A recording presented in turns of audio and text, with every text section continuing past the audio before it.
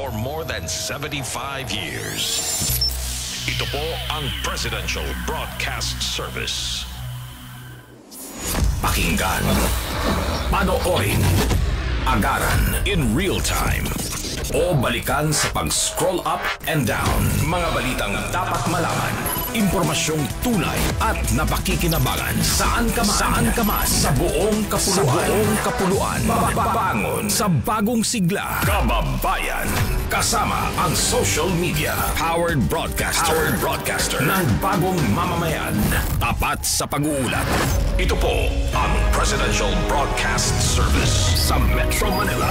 Radyo Pilipinas 1, 738 AM. Oras sa buong Pilipinas. 6 na minuto makalipas ang alas 3 ng hapon.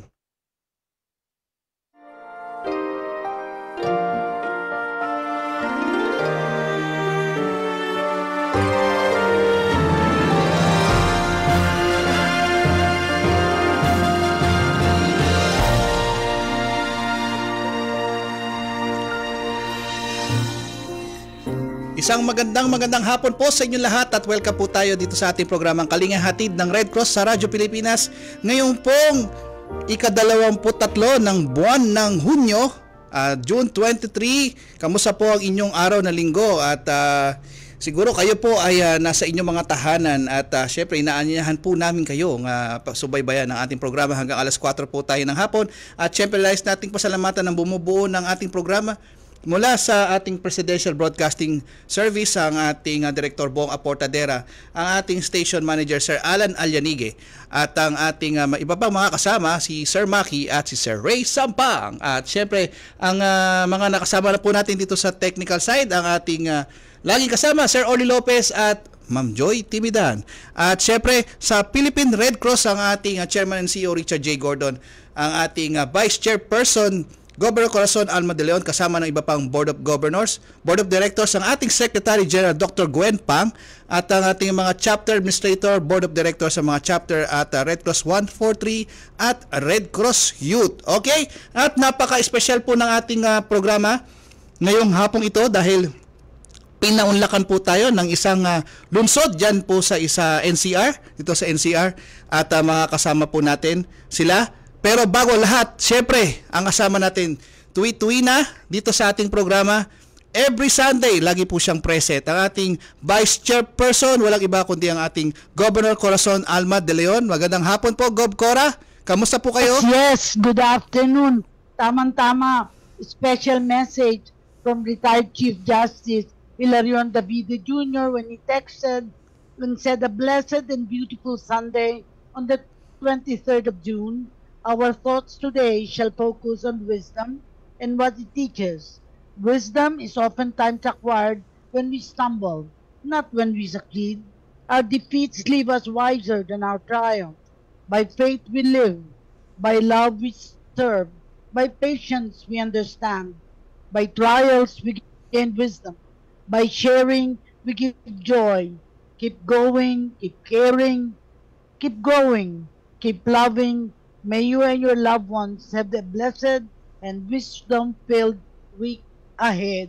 At tamang-tama, ang bisita natin ngayon ay special na special. Yes po. No less than the Council Chairman of PRC Chapter Muntinlupa City Branch, Mr. Manuel Gonzalez. Yes. Ang matagal nang kasama natin sa Red Cross. At meron ding sinabit na pangalan dito. Opo. Si Miss Clamren Raquel Abada. OIC, PRC Rizal Chapter, yes. Lupa Branch. Magandang hapon. And nakalagay dito, Leslie, tama ba to? Yes po. Leslie Purificacion. Opo. Quality Assurance Officer. Opo. And also Mr. Mark Hill Kami. A volunteer. Yes. Tama? Opo, tama po lahat, Gov Cora. Simulan na po natin. Thank you very much at di naman ako nagkamali. But first, I'd like to welcome our special guest, Council Chairman Manuel Gonzalez, a friend, PRC Chapter, and of course, the Muntinlupa City Branch. Please greet our listeners, Chairman Manuel Gonzalez. Go ahead. Manny Gonzales po, Tita Cora. Magandang hapon po. Nosy, kamusta po kayo? Yes, ang ganda-ganda ng background. Para kang nasa abroad. Napakainit to, kaya hindi na ako lumabas ng kwarto ko eh. Yes, correct. Ang ganda. Magandang hapon po sa lahat, especially the listeners and viewers of this prestigious program. Yes. Maraming salamat ho for the invite. This is a pleasure for us to introduce Muntinlupa branch of the Philippine Red Cross. Yes, sir. Okay. Magandang hapon. Magandang hapon po. Yes po. Ang guest natin ay OIC ng PRC Rizal Chapter, Muntinlupa Branch, si Clarence Raquel Abada. Mag-greet ka muna. Opo, Go ahead. good afternoon po sa lahat, sa viewers at saka sa listeners. Good afternoon, Sir Manny, Miss Leslie, ang aming isa po sa aming MedTech at saka Quality Assurance Officer. And Sir Edison, magandang hapon po. Maraming salamat po sa pagbigay ng pag-invite po sa amin sa araw na po. Ma'am, pwede po ba kayo mag-on cam para makita namin ng live na ano nyo, ma'am? Sir Edison, i-check ko lang po yung camera kasi alam ko kanina nag-check na po ako. Medyo nawawala. Baka mahina po yung signal ng inyong area, sir, ma'am. Sige po. Mas May maganda ka sa nakalagay Perscon. tayo na Mark Hill, kami, volunteer. Is he going to join us? Mark Hill. O wala? Mark Hill Kami. Wala pa. Baka... Is he coming? Si Kami is coming? Opo. If not, hindi bale. Tuloy-tuloy na tayo. Meron Time po. is gold. Apo. At simulan na natin dahil unang-una, kukumustahin natin ang PRC Rizal Chapter Muntinlupa Branch. And no less than our chairman, Manuel Gonzales is with us. Kwentuhan nyo kami ng siguro ang unang palaging tinatanong sino-sino ang miyembro. Kasi siyempre, pinakamayaman yata ang branch ito. Ang Rizal Chapter. Pinakamayaman. Alam mo Sino ninyo, miyembro? Tita Cora, parang kahapon po lamang. No? Yes. Kami po yung original head ng original Rizal. incorporators of the Apo. of the Muntinlupa branch po. Yes, yes. We were the official governors of the Ayala Alabang Village Association po. Yes. Nilapitan po kami ng napakabutihin na hindi ko makakalimutan. The late si Dr. Tess Arguelles. Yes. Oo. Rizal Chapter. Nilapitan po niya kami at sinabi niya na kailangan daw ay sumali kami sa Red Cross. Who can refuse naman po the Red Cross? Hindi po ba? Gusto namin sumali sa Red Cross pero hindi namin alam kung paano kami sasali.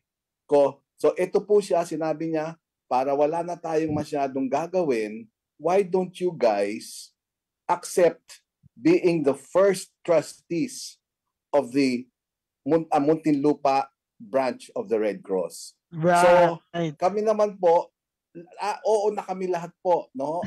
Kasama po natin diyan si Freddy Burgos, no? Yes.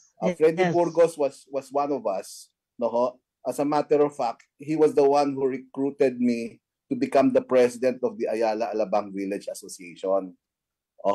Si Freddy po was with Ayala Land that time, and he was in charge of the development of the village. Yeah. The village is one of the only non-coastal barangay of Muntinlupa City. Yes. Ang Muntinlupa City po ay isang maliit na syudad pero very active po because of the presence of big businesses. Yes. Most notably Ayala Land po. So inimbitahan po kami ni Doktora Tess. Dali-dali kaming Nag-organize. mga chief kami kasi gusto namin talaga sumali sa Red Cross. No? So that was in 2007. Wow. Can you imagine? It's almost 20 years po. Kaya nga sabi ko nga 20 years na, nasa ano pa kayo yata, no? Were you with the Department of Social Welfare? Yes, yes. Matagal na ho tayong magkakilala. And then nagpatong-patong na kasi, we were active also in the social services. So, doon tayo nag-meet, tapos sa Red Cross. Thank God, hindi naman tayo nagbabago. Mukha pa rin naman tayong bata. Diba? Lalo si Tita Cora, itim na itim ang buhok. Kami, namumuti na mga buhok namin. So, okay lang. When you're with Red Cross, talagang forever, merong forever sa Red Cross. So, siguro. Naman, hindi niyo maiiwanan ng Red Cross. A Red Cross volunteer is a Red Cross forever. Volunteer forever. Opo. So, ngayon, the people watching us, nagtatanong siyempre, saan matatagpuan ang opisina ng Muntinlupa branch? Alam niyo, pati yung aming opisina is very, very, napakaganda ng istorya po. Yes. Kasi, Ayala being very supportive of our branch, gave us the most strategic location. Red Cross. Can you imagine, pinalipat po nila yung isang branch nila ng bangko ng BPI sa isang lugar para ilagay kami doon sa tapat ng Sapote po. Sapote, the main road of Ayala Town Center, Alabang Town Center, ATC, na tinatawag nila. Doon po ang aming So visibility-wise, napakaganda. Yes. So it was so easy to make known to the community the presence of Red Cross Muntinlupa. Opo. So, we were there for... may opisina kayo. Ang unang tanong, ano yung mga kagamitan? Kasi parang sinasabi, it's not just an office, but it is really service delivery. So, pwede nyong ikwento kung ano. And in addition, siguro si Clarence can mention ano ngayon ang mga facilities na makakita sa, in addition to you, Manny, ano yung mga facilities? Siguro tutulungan ko si Zorni kasi bago lang si Zorni sige. He's been with us only 6 months. Gaya ho na sinabi ko, after we were put in a very nice location, we could not be in a place where matatago ho kami, hindi ho po ba? Yes. So kinausap po namin ang city government of Muntinlupa and we knew what we wanted. So namili na po kami ng lugar at sabi po namin, mahal na mayor, pwede po bang ipagpatayo nyo dito kami? Opo. So they built a building for us po, which up to the present is where we are. Kompleto po yon. Kompleto po. And we were not yet a blood collecting unit that time, pero inihanda na ho namin to make us be able to exercise that function. So ngayon ho, nandyan na ho kami. Leslie will tell you how we are able to be one of the biggest collecting units of blood in the chapter po. May picture na si Leslie. Pwede bang ma-interview na si Leslie? Taon-taon po yan. Number 1 po yan sa blood collection unit. Leslie, Quality please. Assurance Officer. Opo, also. Good afternoon po. Okay. Kwentuhan mo kami, Leslie. Ayun po, nag-start po kami dito sa Red Cross. Actually, lumipat po kami from, na-mention po ni Chairman Manny Gonzalez a while ago, from doon sa may Ayala Town Center. Nalipat po kami dito sa Philinvest area. So, for nearly 10 years na po kami dito sa area natin, no, nagko-collect po tayo ng ating blood within Muntinlupa area and also nearby cities po natin sa Las Piñas and also sa Parañaque. So with that po, marami po tayo natutulungan mga vulnerable. Ayan po. Yan po yung mga nagpa-facilitate po tayo ng trainings. Nakipicture po dyan. Anyway po, we regularly conduct po ng blood donation natin sa mga nearby malls natin na sumusuport sa ating organization. The Festival Mall, the SM, Ayala South Park. Yan. May mga regular blood donation po tayo dyan na nakakatulong sa atin to help na ma-obtain yung at least 1% of the total population ng ating community para mabigyan po natin sila ng blood. Sa akin naman, ang palaging reminder ni Chairman, tanungin kung ilan ang 143 volunteers at may Red Cross Youth Council ba ang Muntinlupa. Anybody can answer that question? Yung youth natin, nandyan na ba? Wala pa si Wala ano. pa po. Naku, sir. di yata Si Mark. makapa. Oh, Alam niyo yung aming ano dito sa Muntinlupa, hindi maganda yung aming internet. Oo. Ako lang, baka I hindi was having makano. intermittent Pero maganda na yung kwento ninyo na talagang yung blood donation, kahit tuwing kailan nyo ginagawa ito ang blood donation. Kasi yan ang lifeblood to say Opo. the least sa Red Cross. How How many times a often week? do you do it? How many times a week? Regular Leslie? tayo, ma'am. Basta every first Saturday of the month, meron po tayo sa Festival Mall. Give me, to promote na rin po, sayang din pang opportunity. And every second Saturday at SM Muntinlupa. And regularly sa mga companies, we have blood donations po. 2 to 3 times a week, meron po tayong mga blood donations. Usually, mga nasa 10 to 15 a month po ang blood donation natin. Kung kaya lang po talagang gawing araw-araw, to accommodate everyone and masatisfy natin yung adequacy na kailangan natin for the community. Gagawin po natin yan.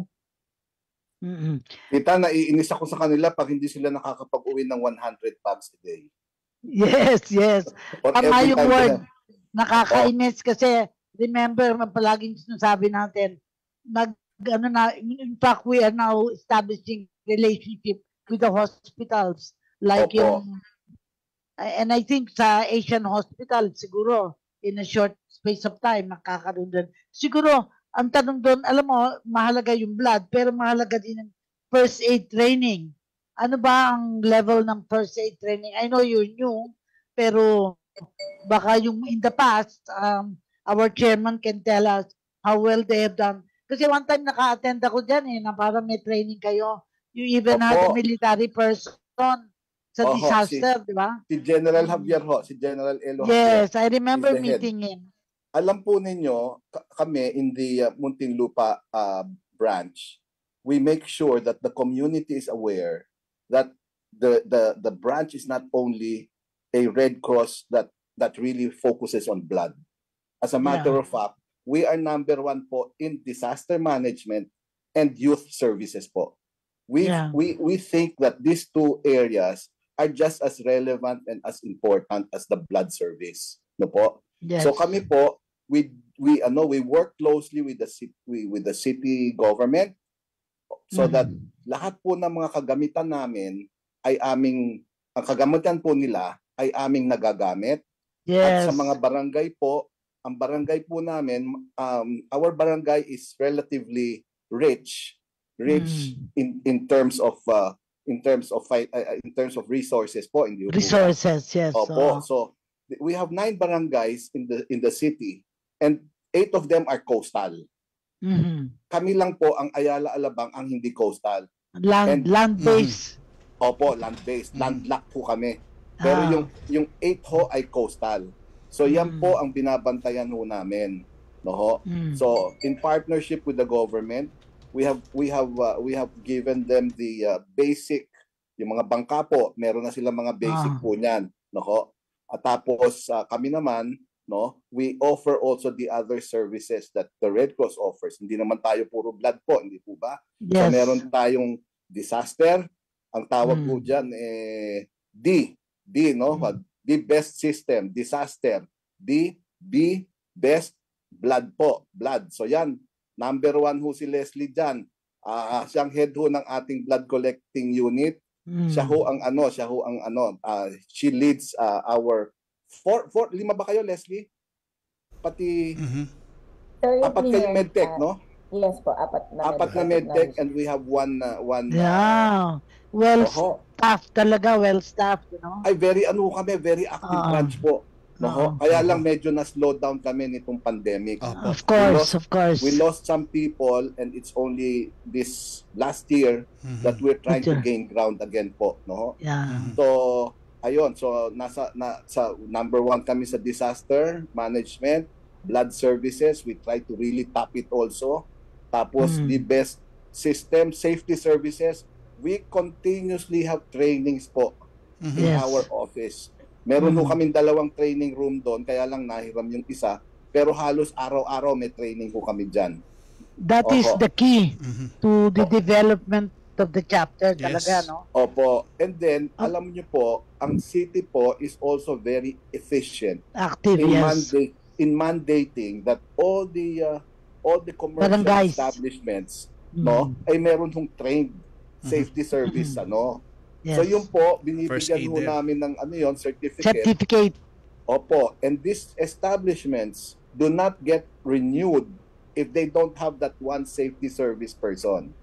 Yes. So napakaganda ho yung yung workings with the local government. No? So, yan sa safety services po. And then it comes to gumawa ako ng acronym para maaalala ng mga tao eh. The best system, sumunod na S po is safety, di po ba? The Yes. best system itong dati community health ho ito eh. Ngayon pinalitan ng Health services. Leslie, welfare, hindi ba? Welfare. Opo, welfare, no? Social service. Oho, pero nandun pa rin yung yung mga serbisyong pinapaano natin. We make families meet, Yan. yung mga nawawalang mga relatives, Opo. pinag-aano po natin, Family. no? Restoring family links. Very Opo, important. restoring family links. Kasi talagang tayo ho ang may mga may mga statistics dun sa mga natin, yung mga sa barangay. Yes, Pag meron ng mga disaster, alam na namin yung mga residents diyan. Yeah. Oho. In the same manner with the blood, no? Meron kaming ang tinatawag naming database na kung sino tatawagan namin, especially yung RH. We are active with the RH Negative Society, no? So susunod na the best system can yung community health welfare nga can save you. Ang importante po sa akin is the youth service. Yes. Alam mo, Gob Cora, ako'y nagagalak talaga sa pagka-active at talaga on hand nitong chairman ng Muntinlupa branch nila at talaga nga namang kabisado ang lahat ng kanilang ginagawa, Gob Cora, sa kanilang branch. Hindi lang po ako. Yung kanyang board talagang active ang board talaga. At hindi, opo. Talagang we call ourselves the Malasakit family. At ina-inculcate namin sa mga tao namin na ito'y hindi lang trabaho. Ito'y compassion with a heart, no? If you're a Red Cross volunteer, 24 oras kang gising. Lalo pag merong tawag sa dugo, disaster. Lahat. Tsaka ano po kami ay katabi ng SLEX. Di po ba? Yes po. Yes. Ang ano po diyan, ang aksidente. Maya, lalo may buti na lang ho yung sa hindi na pinapayagan ng motorsiklo, pero dun sa baba puro motorsiklo, yan ang karamihan mo ng mga aksidente. Yes. Oho. Kaya, And of course, clearly, maganda ang inyong ugnayan with the local government. At saka suportado din kayo naman ng mga companies kasi I think pinakamayaman ang Ayala Alabang. Hindi mo pinakamayaman ng Ayala Alabang. Ang Muntinlupa po napakaliit lamang. Yeah. Pero ang mga tao po rito they're very compassionate, they're very helpful. Opo. Yeah. Kaya ngayon ang nakita ko, definitely you're doing blood donation, you're doing how do you do your fundraising? Curious ako kasi ang maraming companies nako-cover ng Ayala Alabang because you yourself have been part of that, no? Opo. Paano kasi we want to ensure na in every home may member ng Red Cross. Are you moving in that direction? Or you have done that already? Alam po ninyo, no? If you don't mind, I will also tell you the programs that we are very, very heavy in. Please Alam do. po ninyo, kahit na available po ang dugo, maraming mahihirap, hindi ho kayang magbayad para sa dugo. Yes. So our Blood Samaritan program is very efficient. Yung amin mismo pong barangay, 300,000 a year ho yan. Itinatabi, binibigay sa amin para doon sa mga hindi makapagbayad ng dugo. No po? Halos hindi ho namin gusto kasi yung mga tiga Ayala Alabang sa barangay namin, lahat ho yan pinagbabayad namin. Yes. Wala namang problema ho sila eh. Oh. So itong Blood Samaritan program ho namin ay ibinibigay For the po poor. namin to the poorest of the poor. Yes. At talagang makikita naman ninyo, kuminsan pinagagalitan ako ni Leslie. Chairman, ano ba naman yan? Puro libre na lang yung pinadadala ninyo rito. sabi ko, ano yan, talagang Kailangan, yes. certified na napakahirap. Tignan mo naman na itsura ka ako. Maawa naman kayo. Ako pinagagalitan ng mga yan. Oo, pero we have an allowance for that po. For those who cannot afford. Opo. Yeah. Obviously, very active, ano. Siguro, Leslie, ang challenge yung volunteerism, no? Kasi, alam mo, medyo ang area na yan, talagang mga mayayaman, they probably don't have much time, pero naniniwala when called upon, ay talaga namang nire-respond. And I think Manny already gave us important of that, no, napaliwanag na niya, no. Siguro ang challenge is that mobilizing I still think the 140 volunteers in all the barangays. How many barangays ba do you have in Muntinlupa? Ilan 9 barangays po. 9, okay. At talagang maliit lang talaga. Maliit lang po. Ang alam ba ninyo, ang aming population wala pang 1 milyon. Yes. Because ang village ang medyo malaki mga industry, pero hindi naman doon nakatira. Hindi naman doon nakatira, di ba? They live elsewhere. You were asking us about fundraising, ano po? Yes. Aming board ho, powerhouse ng people who can fundraise. Yes. Just very recently, to augment our membership campaign, si Charlene Gonzalez. Yes. Yung asawa ni Asawa ni Aga. Aga. She's one of our board of trustees. And she came out, an idea naman ho ito ni Joan Andrada.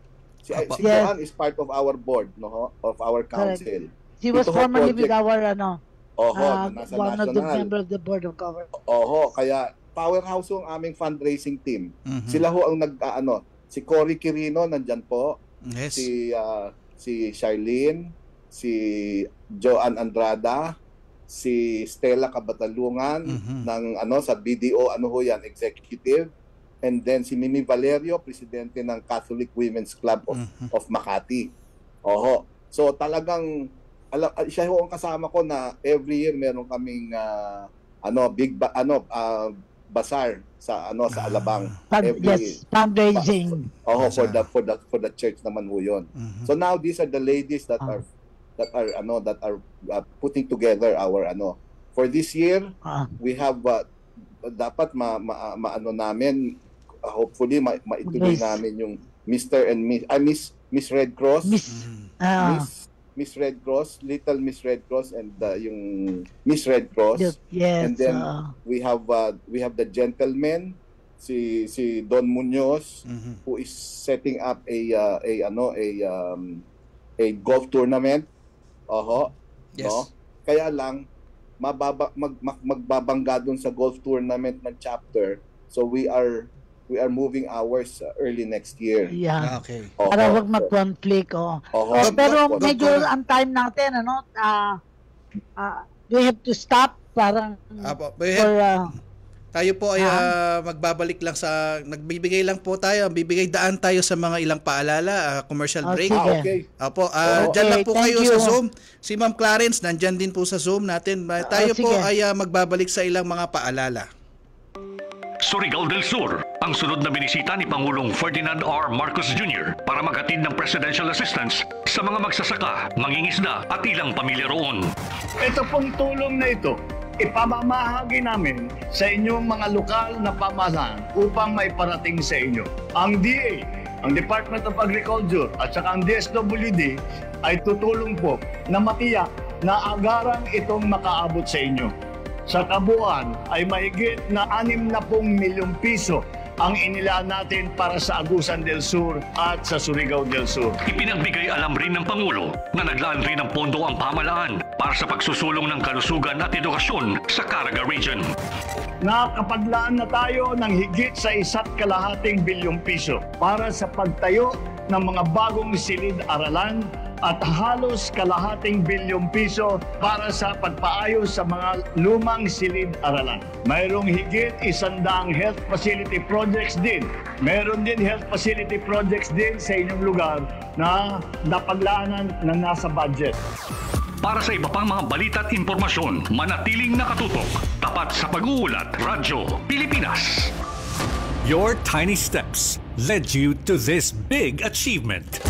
Congratulations, 2024 completers and graduates. You're one step closer to making your dreams come true.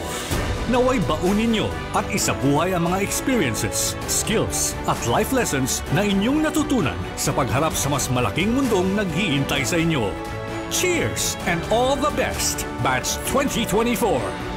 Isang pagbati mula sa Presidential Broadcast Service at Radyo Pilipinas. Okay, nagbabalik po tayo sa ating programang Kalinga Hatid ng Red Cross sa Radyo Pilipinas. At syempre meron tayong ditong paalala, isang paalala lang po. Ang Philippine Red Cross Malabon City Chapter sa pangunguna ng kanilang chapter chairman na si Federico Ricky Sandoval ay magsasagawa ng ikalawang golf tournament Chairman's Cup sa ika-24 ng Hunyo. Bukas po yan, ika-6 ng umaga ang registration at ikapito ng umaga ang kanilang gunshot. Ito po ay gaganapin sa East Ridge Golf Club, Binangonan, Rizal.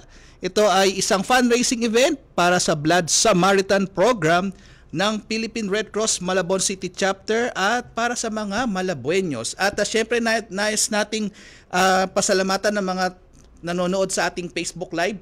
Mayroon tayong 12 nanonood at kasama po dyan ay siyang Rizal Chapter Administrator na si Sir Robert Dacles. Ang sabi niya po, good afternoon, Gob Cora and Sir Edison. More power to PRC Rizal Chapter Muntinlupa City Branch. Okay, thank you for this opportunity, Sir Robert. At talaga nga namang dahil sa kanya na nakapanayam natin itong mga taga Muntinlupa. Gob Cora, babalik po tayo.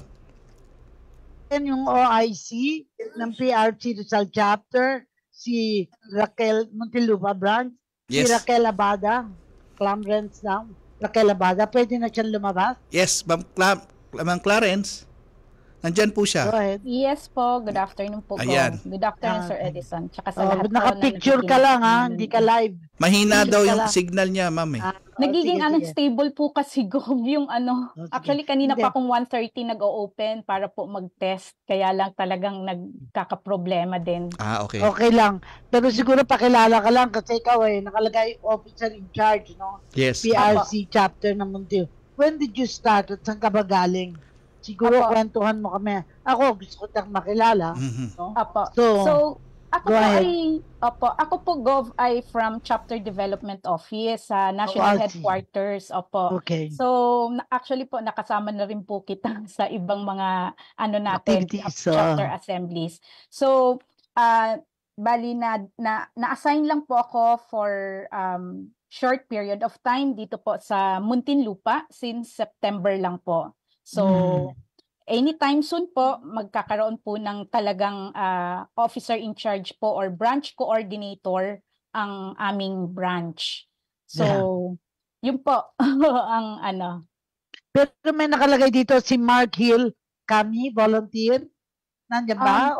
Opo, actually si Mark Hill po ay isa sa volunteer natin sa safety services. Kaya lang po siguro kaya hindi lang po nakarating dahil alam ko po ka-out niya lang din po sa trabaho. So actually it's a full-time job. Akala ko itong artista na si Mark Hill. Volunteer. Anyway, siguro tayo on the part of Raquel, galing ka sa central office, di ba? Tama po, ma'am.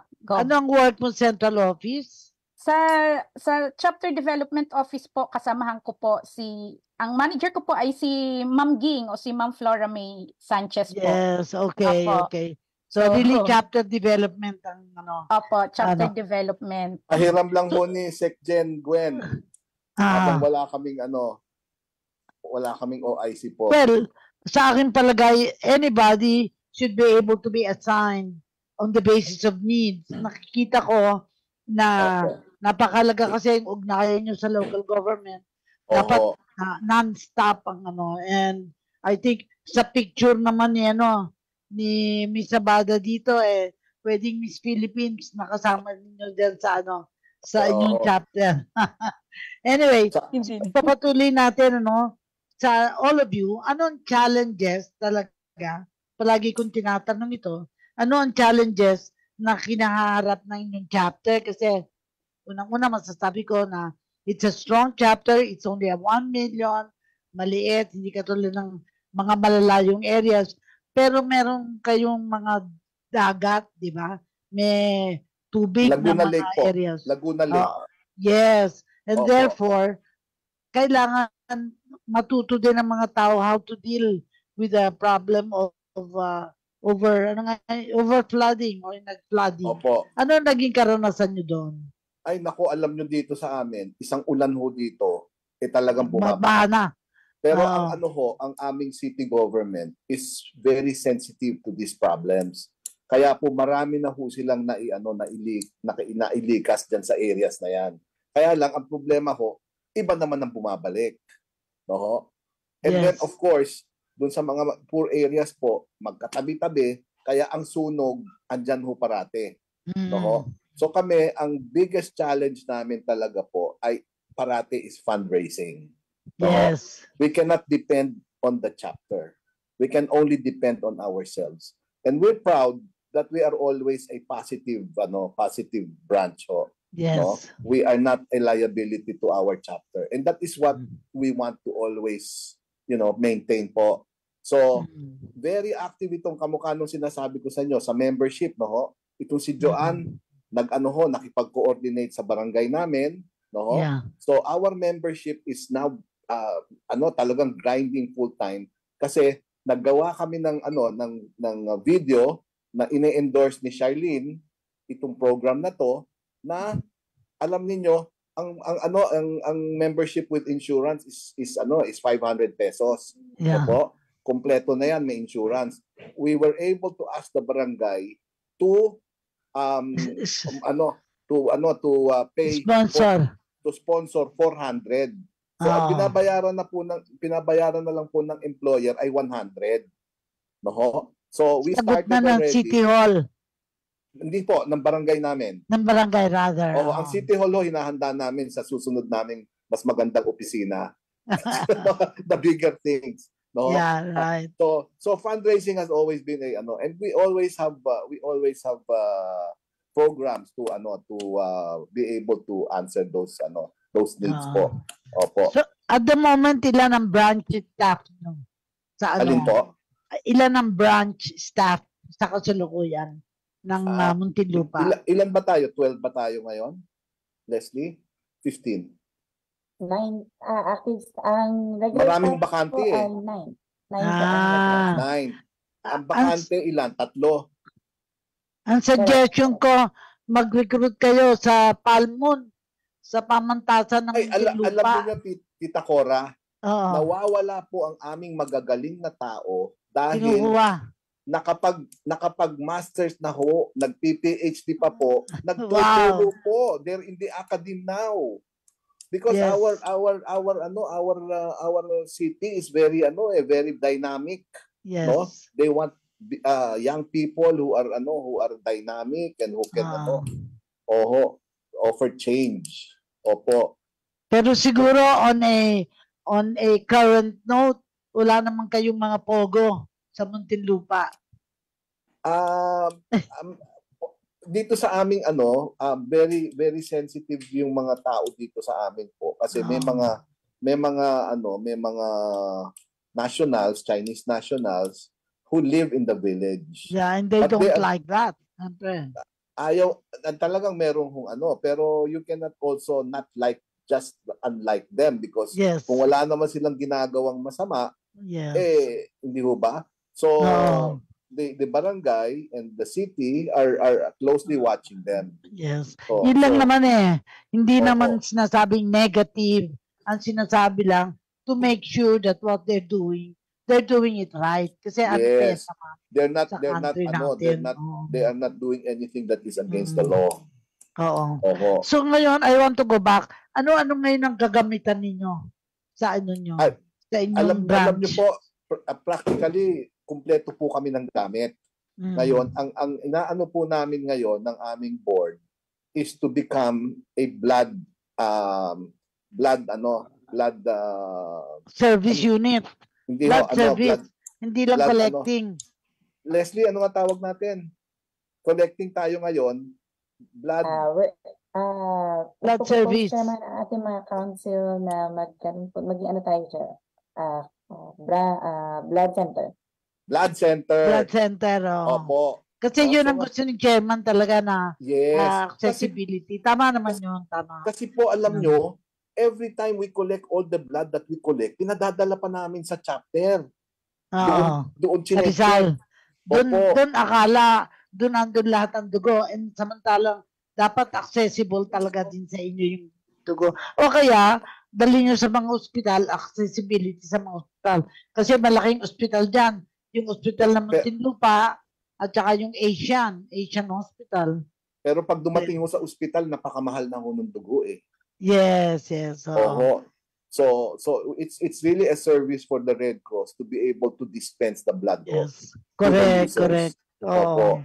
So yun ho ang ano namin. So para maano na namin, mai-test na namin, we can, kasi karamihan ho ng ano ngayon ng mga doktor, ayaw na ho ng whole blood, gusto red blood cells eh.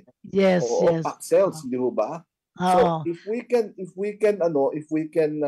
access that in our own facilities, release na lang ho kami ng release kahit sa mga ano ho natin, yung mga adjoining cities and municipalities. You can service. Yes, opo. So, obviously, you're in good stead. I think pinakamalakas na branch sa chapter ng Rizal. At, hindi ho. Naunahan na ho kami ng Makati kasi ang Makati napakalaki. Isipin naman ninyo kami 9 barangays. Ang Makati 33 yata o 35. Pero mababawasan yata yun sa Taguig. Kahit na kung mabawasan yun, mas marami pa rin sila. Yes. But we're able to work closely with them. Talagang we are one chapter po. Siguro ang dapat nating talaga ma-monitor yung 143 volunteers because I feel na yun ang strength dapat ng Red Cross all over the world. Dito tayo na-recognize. And yung nagbisita sa ating taga IFRC, nakita natin, I believe na believe siya sa Philippine Red Cross dahil doon volunteers. We have about 300 143 volunteers scattered in all the different barangays, and we are making it stronger. So that's one of our main plans to Well, in August, possibly, I will help the School of Social Work, Bachelor's Degree of Social Work in Pamantasan ng Muntinlupa. So perhaps I can help activate also in the universities yung volunteers, yung mga 143. Well, wala na tayong masyadong time. Yes po, Gob, Cora. Magbigay na tayo sa mga final messages ng ating mga bisita ngayong hapong ito. Sige. Opo, hinga na natin ng mga final message ang ating mga taga Muntinlupa City Branch. Unahin natin po ang Chairman. Yes, unahin muna natin ma'am yung kanilang quality assurance officer, si Ma'am Leslie. Opo. Hi po, good afternoon po. From blood services po, inviting lang po ako sa regular blood donation namin every first Saturday of the month at Festival Mall, 11 o'clock until 3 p.m. And then every second Saturday po, we have a regular blood donation naman po at SM Muntinlupa. Ang mga taga Muntinlupa po, gusto po talaga nila sa mall talaga, lalo na po sa init ng panahon, talagang di prefer po na habang nandun sila nasa mall. Makita lang po nila yung Red Cross banner natin, Red Cross logo nun, yung schedule na nakapost po yan po. Talagang alam na po niya na every 3 months na po sila magdodonate sa amin.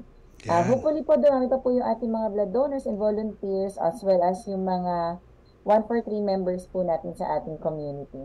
Ayan. Thank you po. At may suggestion ako sa mga barangay, tanungin nyo kung sino mga may birthday, kung ano yung araw ng yung month na may birthday, yun ang kunin yung magpa-volunteer, magdo-donate to go. I want to share that kasi ganyan ang experience sa Bangkok. I was there, nagkaroon sila ng yung mga may birthday nagdo-donate sa araw ng birthday nila. Pero kumbaga for the whole month na, hindi naman specific dun sa day na yun. I think it's a good idea. Baka good idea po yun. That's a good idea, Leslie. Yes, I think we can Uh, discuss that. Parang for the month, sino mga October celebrants, yun ang magdo-donate. Ginagawa din po natin sa Red Cross Muntinlupa. We also conduct yung mga birthday blood donation po. Pag meron po gusto magkaroon ng for across yung kanilang birthdays, yung blood donation drive on their mismong birthday. Pero i-announce ninyo kasi maliit lang naman ang Muntinlupa. Sabihin mo sa Ayala, Alabang, yung lahat ng may birthday, magdo-donate. This coming, month. Anyway, sige, goodbye na tayo. Sige po. Si Ma'am Clam Renz naman. Si Ma'am Clam Renz. Final message po ni Ma'am Clam Renz. Raquel Abada, ang OIC ng... Apo, thank you, Sir Edison. So, gusto ko lang po sanang anyayahan yung mga taga Muntinlupa na this coming June 29 po, meron po kaming health caravan. Ito po ay katuwang ng LGU, of course, at sa yung annual po na ginaganap na health caravan kay PhilHealth po. Okay. Thank you po. Okay, at syempre, maraming salamat Ma'am Clamrance Raquel Abada at ngayon hihingi natin ng final message po ng kanilang Council Chairman, si Mr. Manny Gonzales, Sir Manuel Manny Gonzales. Okay? Ako, hindi na ho siguro ako magsasara dahil ako nagsalita yata buong programa. Ay, walang problema. Hindi naman. Kasi ang tagal-tagal kong hindi nakikita si Tita Cora eh. Thank you. Nagkita tayo last time sa simbahan. Ni Father Rolly, birthday. Ay, nga. Di ba nang tayo? Wala na siya dyan eh. Nasa na siya, di ba? Nasa Ezekiel Moreno. Yes. Hindi ko pa siya nakakita eh. Sige, siguro yun na lang closing eh. Kasulukuyan challenge na hinaharap ng inyong city branch. Ang aming is we always yung youth namin that habang maaga pa mag-Red Cross volunteers na kayo. Kasi a Red Cross volunteer is a citizen of the world. Kahit saan ka pumuntang mundo, ang puso mo ay nasa tao, especially yung the most vulnerable. Pag merong aksidente yan, ikaw ang una. We are always there. FRT, first, ready, and there. So, yan ang ina-inculcate namin sa kabataan ng Muntinlupa. And the city government is always with us when we tell people, when we tell the youth that, kaya itong being a Red Crosser is being number one, the best Filipino, patriotic Filipino, and the best citizen of the world na maaasahan 24/7. Opo. Perfect. Maraming salamat. Salamat po. Hindi lang dito sa radio program tayo magkikita, but in person sa activities of Muntinlupa. Tita Cora, wag niyo kaming kalimutan. Hindi. It's good to have once again ang sige, thank you very much one and all, and until our next meeting. Thank you. Thank you, Addison. Thank you po, Sir Manny. At magkita-kita po tayo sa isang event ulit ng Red Cross. Gov Cora, ano yung pong final message? Well, ang masasabi ko, magagawa natin lahat ng bagay kung di tayo nag-isa. Ako naniniwala, harapin natin ang katotohanan. Ang bansa natin para umunlad nasa ating mga kamay. Maraming salamat. Ayan, none of us is better than all of us. Yes. Maraming salamat po. Thank you very much. At sa Philippine Red Cross Rizal Chapter Muntinlupa City Branch, kami po ay nagpapasalamat itong programang Kalinga Hatid ng Red Cross sa Radyo Pilipinas. Ngayon pong araw ng linggo, June 23. At syempre nais ko lang pong batiin ng mga nasa Facebook natin na mga nagbate, si Joel Abinon Deligero, Rosie Ayon, Norma Rebanal at Mary LJ Pascua Mariano. Sabi niya, good afternoon to everyone watching Radyo Pilipinas, and kudos to Red Cross Muntinlupa. At yan na po ang ating programang Kalinga Hatid ng Red Cross sa Radyo Pilipinas. At syempre, ito po si Edison Enriquez. Susunod po ang pagbabalita natin ni Sir Omar Aquino at ang programa po ni Vance Fernandez, Pulso ng Pilipino. Yun. 5 minuto bago mag-alas 4 ng hapon. We know you're always on the go. Pero ang mahuli sa balita